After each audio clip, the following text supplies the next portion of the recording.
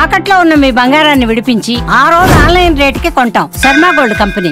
ధర్మస్థలలో ఏం జరుగుతోంది? దేశం మొత్తాన్ని ఒక ఊపు ఊపిన కేసు.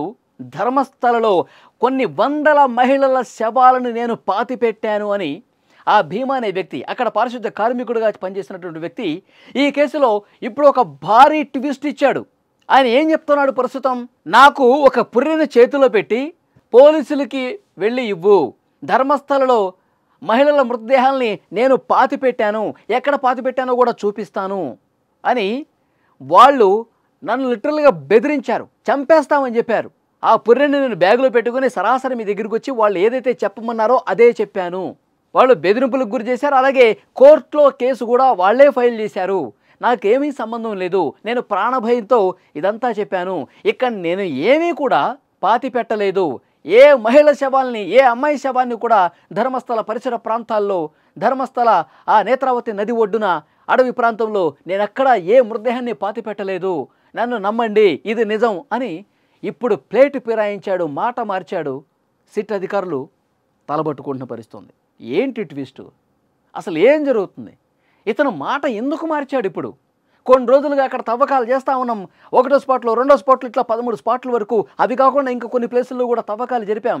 కార్మికులను పెట్టి పలుగు తీసుకొచ్చి, పారలు తీసుకొచ్చి, జేసీబీలు తీసుకొచ్చి ఇంత తవ్వి వర్షంలో నానుతూ, ఎండలో ఎండుతూ ఇంత తవ్వకాలు చేస్తే కేవలం 6వ స్పాట్లో మాత్రమే కొన్ని కళేబరాలు కనిపించాయి, కొన్ని ఎముకలు కనిపించాయి. కానీ మిగతా అతను ఎక్కడ తవ్వమంటే అక్కడ తవ్వాం, కానీ ఏమీ కనిపించకపోయేసరికి ఇప్పుడు పూర్తిగా మాట మార్చేసి ఆ పారిశుద్ధ్య కార్మికుడు నన్ను ఎవరో బెదిరించారు, నా చేతిలో పుర్రె పెట్టారు, ఎముకలు పెట్టారు, ఇవే అధికారులకు చూపించన్నారు, నేను చూపించాను, ఈ కేసుతో నాకేం సంబంధం లేదు, నన్ను వదిలేయండి అని చెప్పి ఇప్పుడు మాట మారుస్తూ ఉన్నాడు. సిట్ అధికారులు నిజంగా తల బాదుకుంటున్నారు.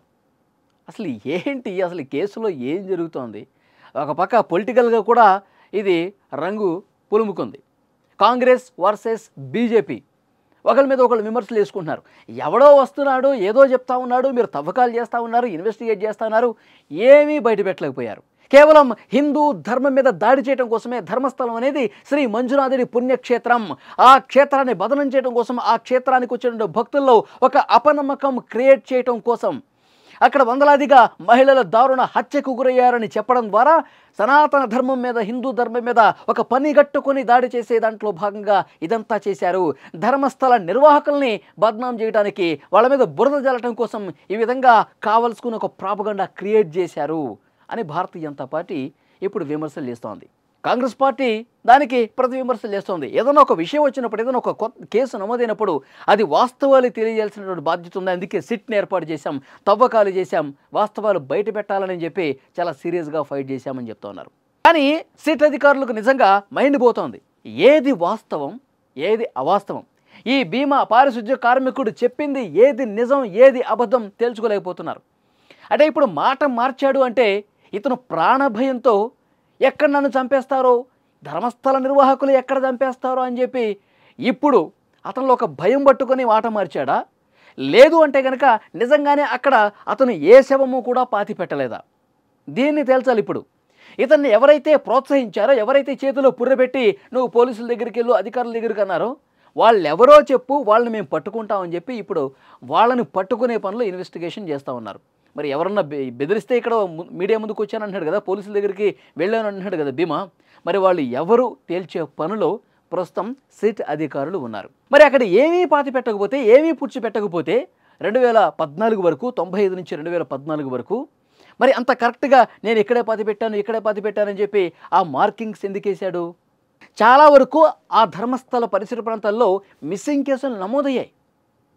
ఈ పారిశుద్ధ్య కార్మికుడు పాతి పెట్టడం నేను చూశాను అంటూ జయంత్ అనే వ్యక్తి మీడియా ముందుకు వచ్చి, పోలీసుల ముందుకు వచ్చి మాట్లాడాడు కదా.